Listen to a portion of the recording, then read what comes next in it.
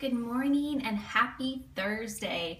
Today we're going to be talking about how to get more sleep. This is something that a lot of people have asked as I've been talking about sleep this week and talking about the go to bed early challenge and people asking, how do you get more sleep? And just advice on that because it's something that I feel like is so important. So we're going to try to tackle that today. So good morning, everyone.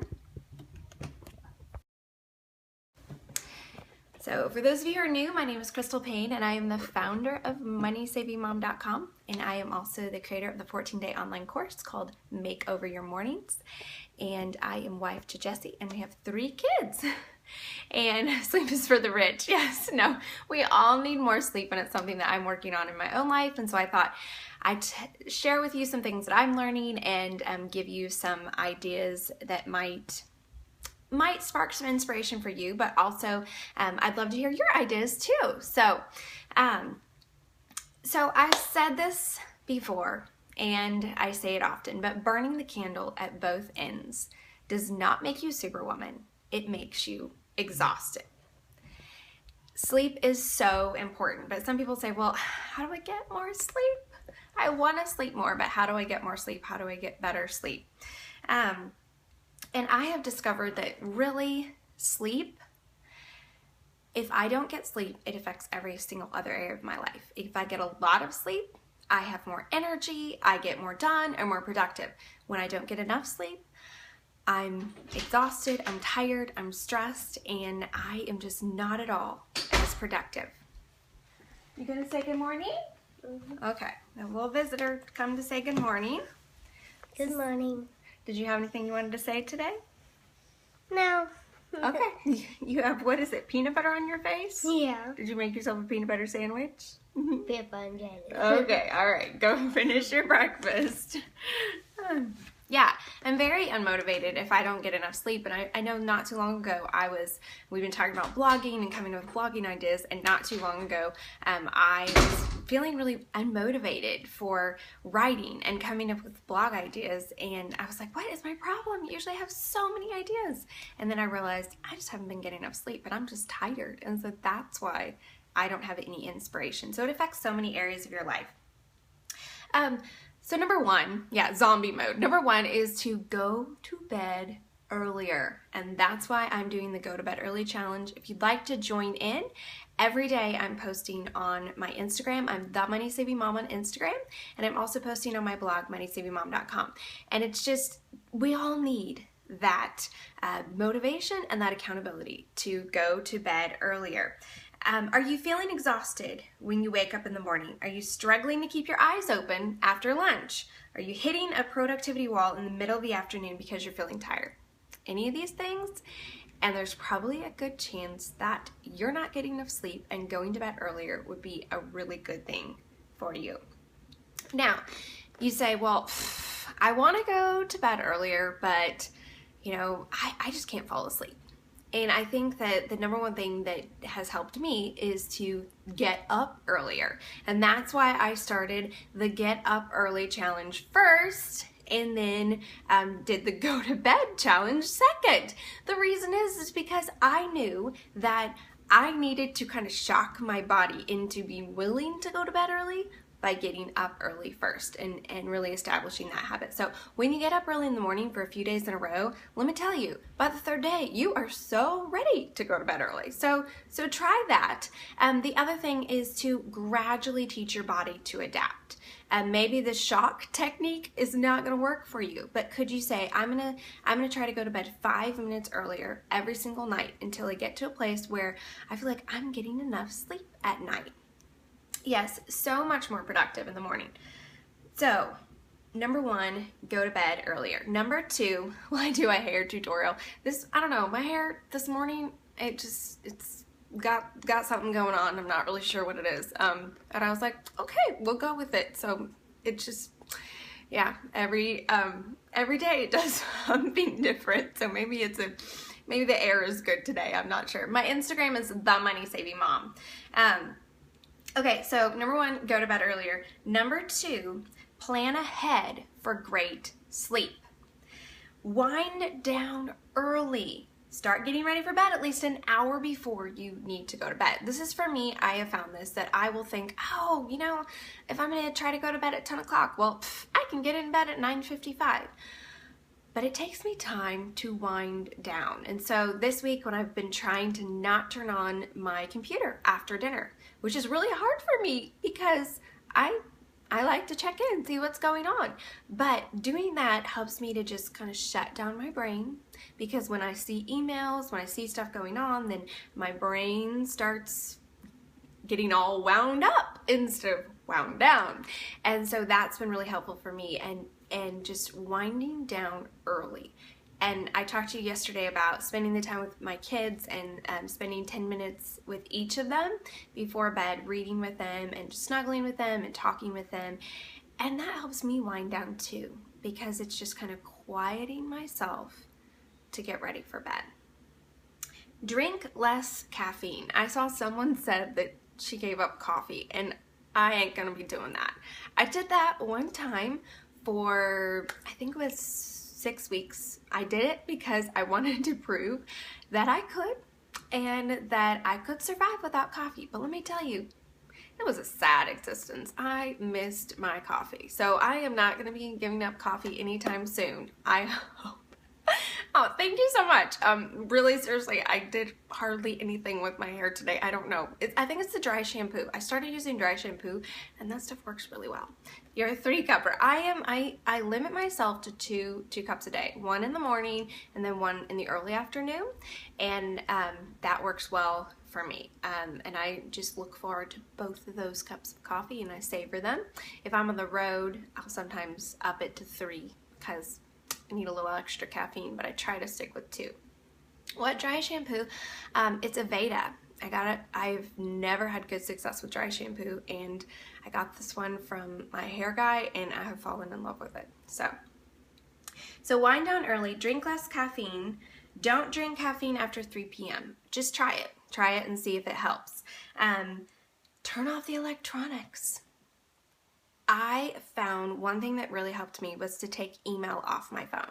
I use my phone for my alarm, and I use my phone for, you know, sometimes I'll play music at night or I'll listen to a podcast or whatever. So I use my phone, and I know I probably should get some other kind of alarm so I don't, have my phone in my room, but it's in our room and it's just how it is right now.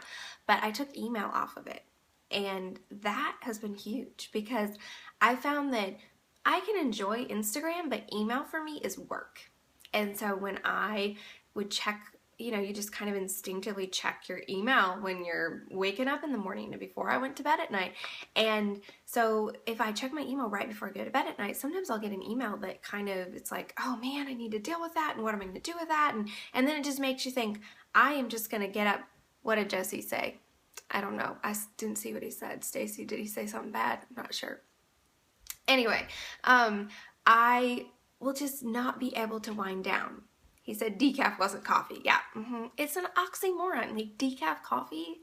Yeah, Yeah, I've tried it a couple times and I'm like, bleh. Yeah, I can't drink decaf coffee. That's like fake chocolate or something, Coffee is coffee because of the flavor, but decaf coffee is not. Okay, don't even get me on that. Okay, so turn off the electronics and really see what is causing you to get all kind of hyped up at night. Is there something that's keeping your brain from being able to just shut down? Follow an evening routine. We talked about that yesterday, so that you kind of have that consistency, those consistent blocks before you go to bed. Think about what helps you to relax. Is that reading a book? Is that taking a bath? Is that listening to something? What helps you to just calm down and relax? And can you put some of that into your evening routine? Prep your environment. At certain times, I have drank different things like sleepy time tea, or I love this sleep balm. It's from Badger. It's a sleep balm. Put that on my feet before I go to bed, and you can use like lavender essential oils. You can diffuse it. Things that just help you to feel calm. What would help you feel calm? Give yourself the gift of doing that before you go to bed to help you to just calm down and wind down. So prep the environment, make sure you have a dark room, make sure that the temperature is good in your room, and just really do whatever it takes to calm yourself down so that you can really be able to fall into deep sleep. And for me, I found that it takes me an hour of just kind of reminding myself, we are going to bed. It's time to go to bed. We are going to bed. And I think it's just because my brain is just like always firing on all sorts of cylinders, and so it takes me some time. So I know that about myself, and so taking that time, I know I'll get a better night's rest. In my book, Say Goodbye to Survival Mode, I have actually 18 ways to get a better night's sleep, and I'm just going to read these really quickly for some other ideas. Get fresh air and sunshine. Take a long soak in a bubble bath before bed. Start winding down early. Some of this is going to be repeat. Turn off electronics at least an hour before bedtime. Go to bed when you start feeling tired. Don't wait and catch your second and third wind. That's a really big deal for me because I can catch that second, third, even fourth wind. Don't drink caffeine after 3 p.m. Drink sleepy time tea or a similar herbal tea with milk and honey. Use lavender essential oil, spray it on your pillow, dab it on your neck, or rub it on your feet. Write down anything that is keeping you awake. We've talked about brain dumping before bed and writing out your list for the next day. That helps me relax as well. Have a plan for the next day so you can just go to bed and know that the next day is realistic. You have a plan. Make sure that your room is cool and dark. Go to bed at the same time every night. I'm working on that. I'm not very good at it right now, but I'm working on it. Get regular exercise. One of my readers started using the sleep cycle app recently, and she told me that she has been tracking her sleep, and she realized that on the day when she got a lot of exercise, she slept, I think she said 19% better according to the sleep cycle app because of getting that exercise. And that's why I think tracking your sleep with an app like the Sleep Cycle app can be really insightful because you can realize when you're getting great sleep and when you're not getting great sleep and what you can do to help facilitate better sleep. Get up early because you'll be tired earlier. Play soft, soothing music. Dim the lights early.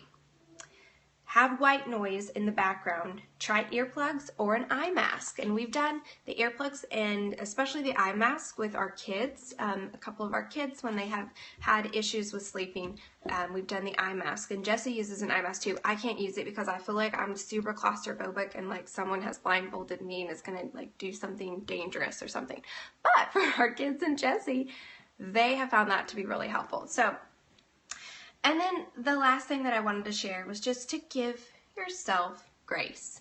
I talked about 2 nights ago on my Instagram, I talked about how I had not gotten a good night's rest. I'm not really sure what that was from. I don't really know. It was odd. I couldn't go to sleep, and then I woke up in the middle of the night and didn't really have a reason for that. But I didn't get a good night's rest, and I realized that I had a choice. Did you need something? In school, are we on week 16? It's the list that's out, day 4. It's the page that's out. I think it's 16, yeah. Okay. Just out where? It's in the basket, in the... Oh. Yeah, okay. Right. And I realized that I had a choice that morning when I woke up and I knew that I hadn't gotten good sleep. I had a choice that I could either say, you know what, I got a horrible night's sleep, I'm just going to be a grouch today, and it's just going to be a bad day. Or I could say, you know what, I didn't get a good night's rest last night, but I'm going to just choose love, choose gratitude, choose joy, make the most of it and say, tonight, I'm going to get a better rest, and I'm going to make that a priority, and I'm going to take care of myself today so that I can get a better rest tonight. So those are just some things that have been helpful to me. I hope maybe something was insightful to you. I'd love to hear from you. Yeah, plan B. You got to have that plan B. I'd love to hear from you. What are some things that help you get better sleep? How have you found to really be able to calm yourself down and get better sleep. Yeah, your response is your choice. It always is. Your response is your responsibility. You don't have a choice over a lot of other things, and sometimes you don't have a choice because a baby is waking you up at night. I remember when I had babies waking me up at night, I did not have good sleepers, and for years I didn't get good rest because my babies didn't sleep at night. And I tried all the stuff and followed all the rules and all of that, and none of it worked. And I finally just had to say, you know what? This is a season that God has me in, and I can choose to be grateful for the opportunity to mother these children, even when I'm super tired. And I remember I would just pray, God, this is the little bit of sleep that I have to, the little bit of time that I have to sleep tonight. Can you please multiply it? He can multiply the loaves and the fishes. He can multiply my sleep at night. And to stop paying attention to the clock, stop paying attention to what time it says that I got up and what time that it says that I went to bed and how little sleep that I got, not paying attention to that and just saying, okay, God, you can give me the strength and grace to do what you call me to do today. And I'm going to try to get a nap in, but if that doesn't happen, I'm going to trust you that you're going to give me what I need. So do the best that you can do. And then, you know what? You just have to let go and choose to have a great attitude. Yeah, just need to go to bed earlier. Night owl. I know. And I know at night it's like we start, I think for me, turning off the computer and saying I'm not going to do any business work at night helps me because I can get on a roll and I'm like, I'm getting so much done. I should just keep doing this. But then I pay for it the next day, and sometimes the next day and the next day, so it's just not worth it. Don't look at the clock after you lay down. That's a really good one. Okay, so I'm going to hop off and do our Rest Assured book. But then this afternoon, I'm going to do another Money Making Mom scope. We're going to be talking about how to get more people to sign up for your email newsletter. We talked a little bit about email newsletters yesterday, and I shared some that I had learned about that. And I have a lot more that I'd love to share, and I have a resource.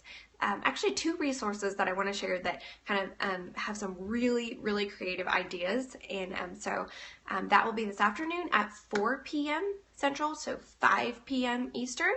And because I have some stuff going on, so I had to bump it a little bit. So 4 p.m. Central, 5 p.m. Eastern, we'll do a Money Making Mom scope. So I hope that you have a wonderful day, a restful day, and that you're able to just choose to have a great attitude no matter what kind of night you got, what kind of night's rest you had last night. Have a great day.